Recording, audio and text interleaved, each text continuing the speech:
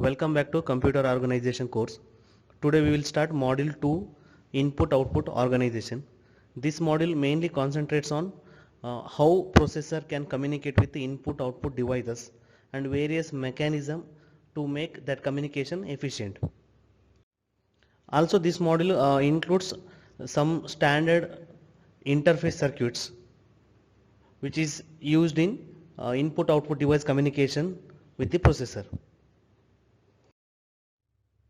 These are the main topics included in this module 2 input output organization. Here we mainly study interrupts and direct memory access, two mechanism of communicating with the IO devices. Also buses, interface circuits and some standard interface circuits like PCI, SCSI and USB. So let us start today's session with accessing IO devices concept. Before going through the topics of this module, you must go through a video from module 1 chapter 2, that is nothing but basic input and output operations. Because there are three mechanisms to access or communicate with the IO devices from the processor. So one is program controlled IO, another mechanism is interrupts, and third mechanism is direct memory access.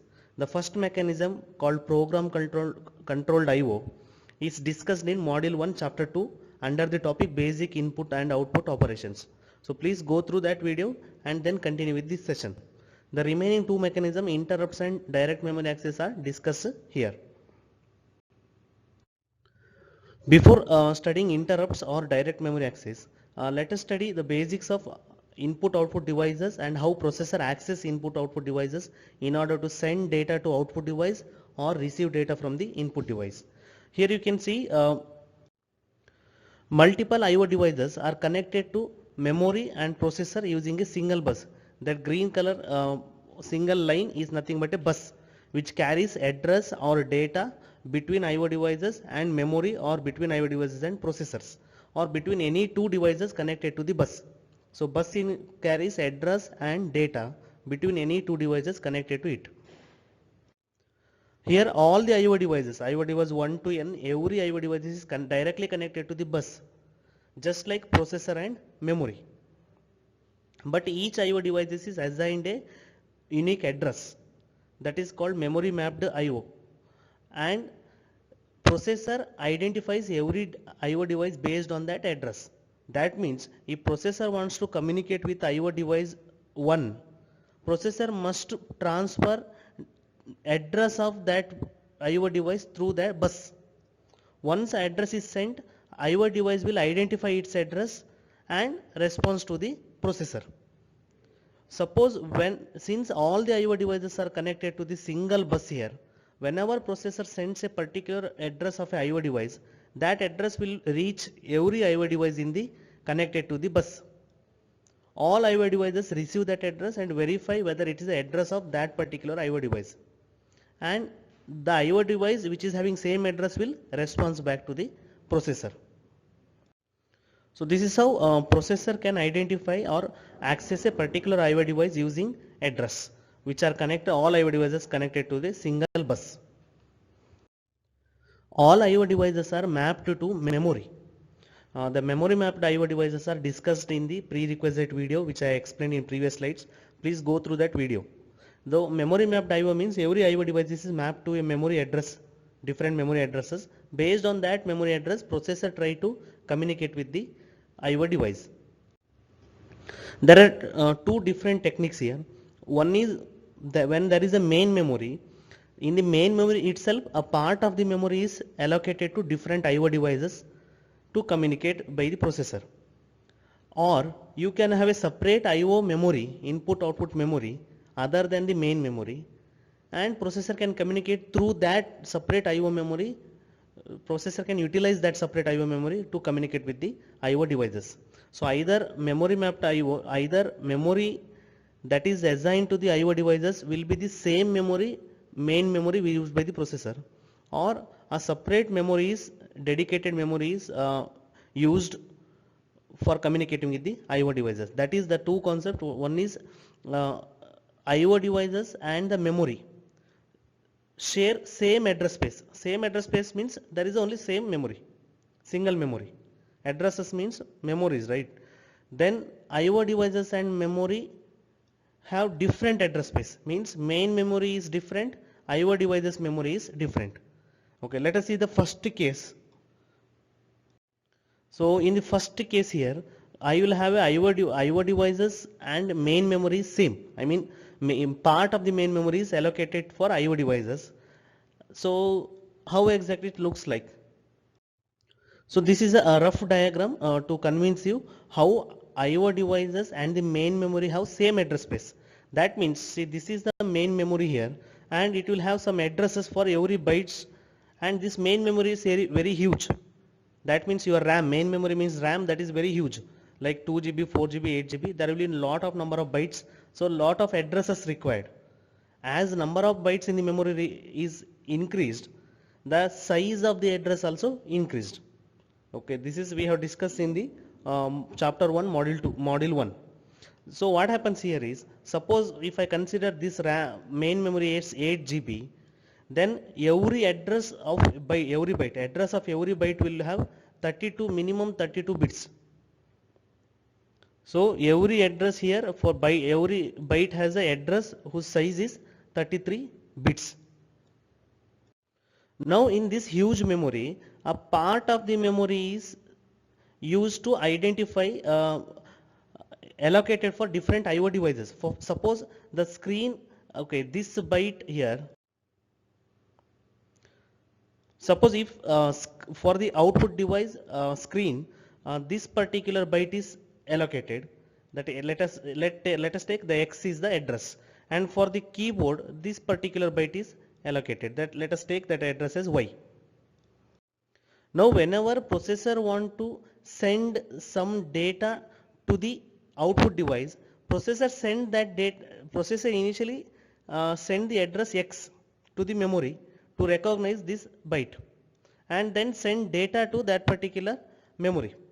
Okay, the processor data will be here in that byte. Then using the same address X, screen will receive that byte through the same bus here. So that means, to be clear, I will repeat once again. See, this address X, that particular byte is allocated for the screen here, that is output screen, that is output device. Whenever processor has to send data to this output device, processor initially uses the address X. See, whenever you want to send some data to the memory, you have to send its address at the beginning, so that memory can identify which byte you are trying to access. So initially processor sends address X to this bus to the memory. Then it sends data whatever it has to send to the screen. So what memory does is, memory reads that address X, and in that particular byte the data will be stored, sent by the processor here. Now output device want to collect that data, then again output device sends address X to the memory, and memory sends that particular data from the address X to the output device using the bus again. So finally that output date, the data processor has stored in the memory will be received by the output device. And similarly for input device also, whenever keyboard collects some data that has to be sent to the processor, initially using the bus, keyboard sends the address X so that memory can identify the byte. Then keyboard sends the actual data through the bus, and memory will keep that data in that particular bus. Processor again sends address X through the bus to the memory, and memory reads that particular address X sent by the processor, gets the data present in that byte, and sends that byte from the bus to the processor. So this is how it works. So same byte is not allocated for every input output devices. Here just for example I have taken this byte. Different bytes will be allocated for different IO devices. So based on which byte is allocated for a particular IO device, Based on that address, processor identifies the that particular IO device. Now you might have observed one thing. So anyhow, in the huge large memory here, this is a big memory, a large main memory.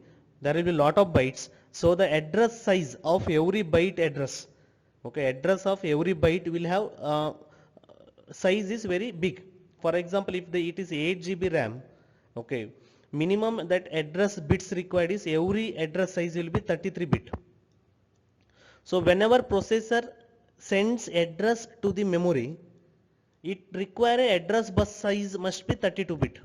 To send 32 bit address to from one place to another place, that address bus size must be 33 bit, because every bit is sent through one wire or one line. So if the address bus has 33 lines, different lines, then only you can send 33 bit of address from one place to another place. Similarly, you can see that explanation how input output devices access the memory. Suppose screen or output device want to collect the data from a particular byte that is stored by the processor, even output device should also send the address at the beginning to the memory. So which address? The same address allocated, right? So that address is actually 33 bit. If the right memory size is 8 GB, that address will be 32 bit. For the output device to access a single byte every time, only one particular memory is allocated for that IO devices. It will be not changing. So every time when output device has to collect data from the memory, it has to refer. So you can see here, every time output device want to collect data from a particular byte allocated to it, that output device has to send 33 bit or the actual size of the address, original address to the memory. It has to send that original address to the memory and then collect data from that particular address. So what happens here is memory, you can see even process or output devices should also mention the same address which is 33 bit in my example, right? Because the RAM was 8 GB. So address is 33 bit. So output devices, even for the keyboard, if keyboard wants to place some data in its some byte, it has to send address at the beginning to the memory.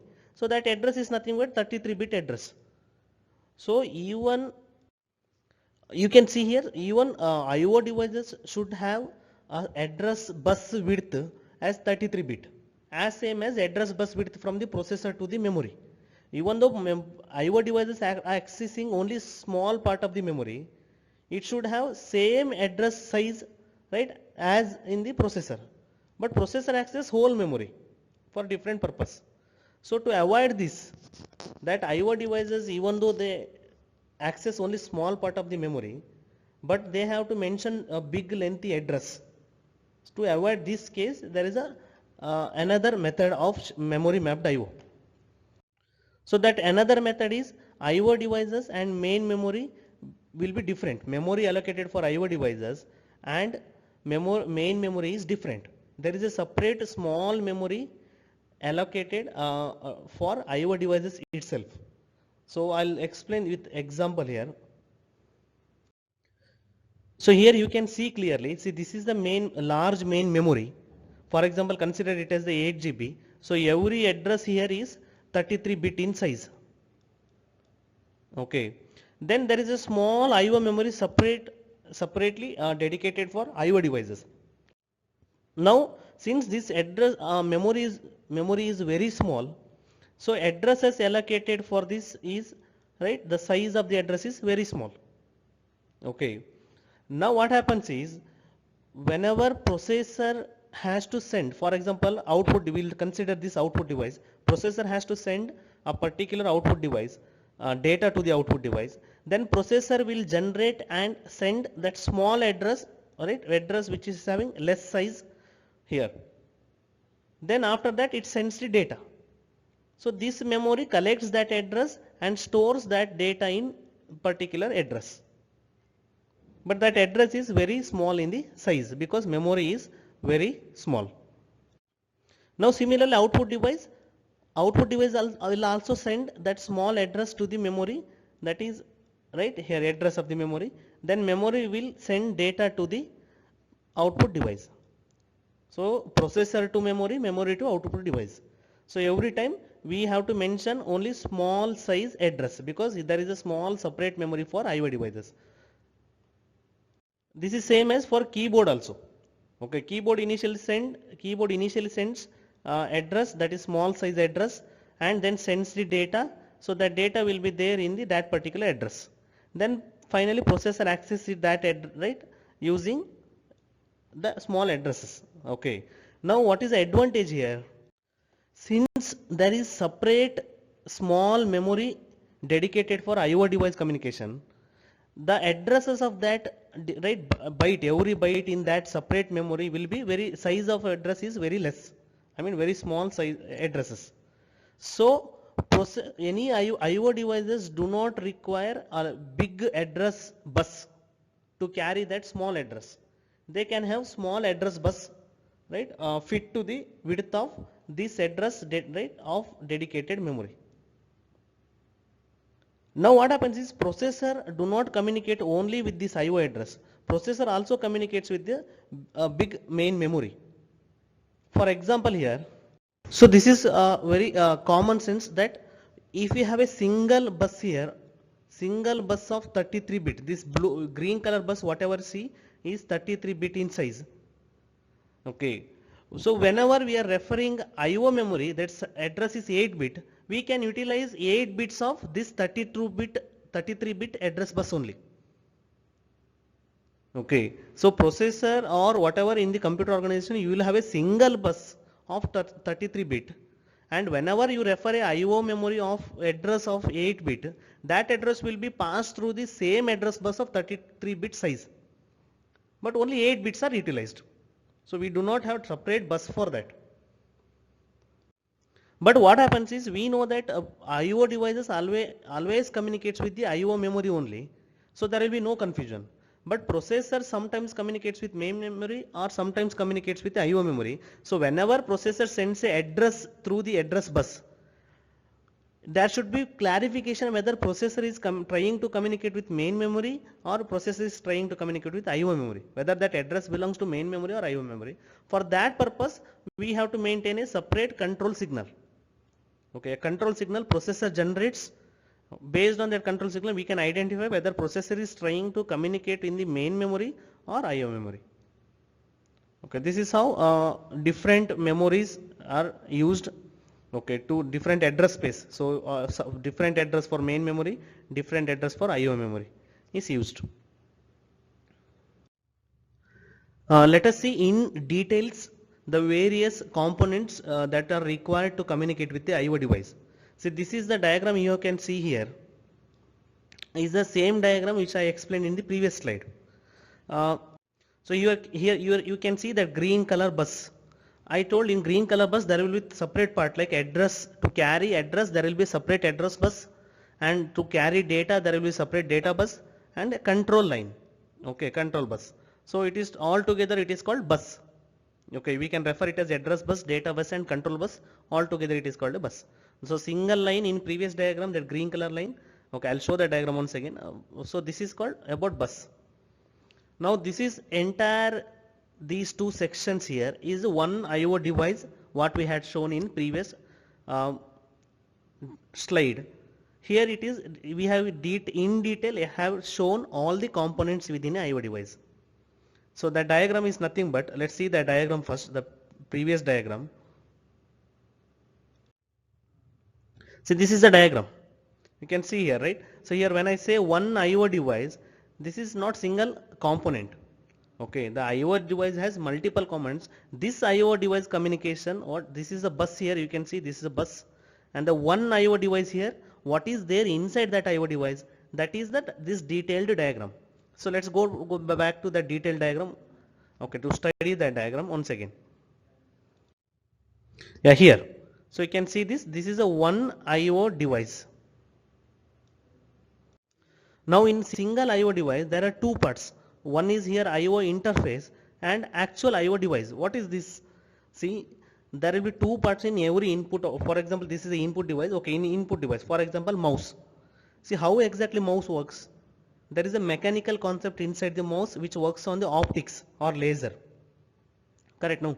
So that is hardware is called input device. Actual input device, that mouse where you can touch the mouse and see its own red color light, its movements. That all mechanical concepts.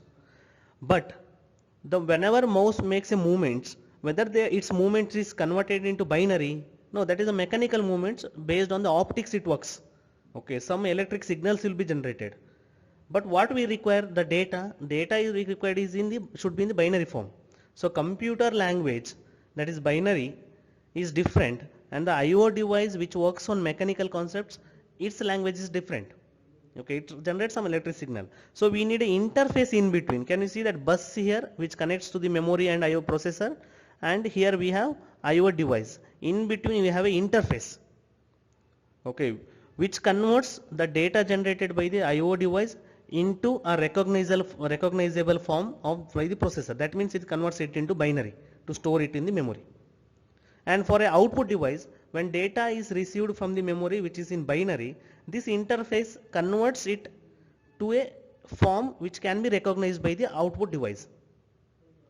So this is the main work of the IO interface. And there are other important responsibility also for a IO interface. You can see it has a address decoder. Why there is a address decoder? All the IO devices are connected to a single bus and then connected to a processor.